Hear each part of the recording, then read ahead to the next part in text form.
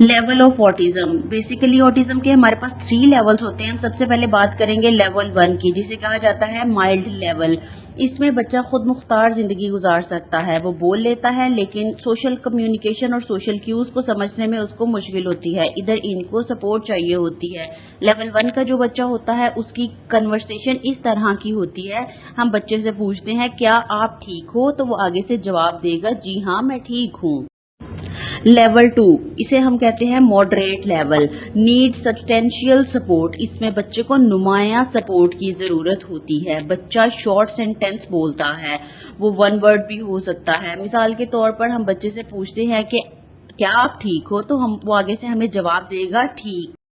Level 2 के बच्चे की अगर स्ट्रक्चर रूटीन में सडन चेंज आ जाए तो वो अपसेट हो जाता है।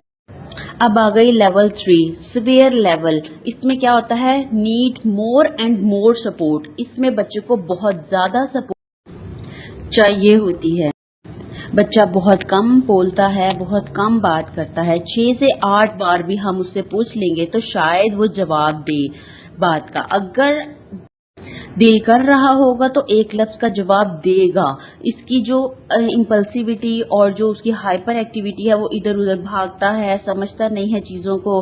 तो जो लेवल 3 होता है, इसमें बच्चे को सबसे ज़्यादा सपोर्ट की ज़रूरत होती है।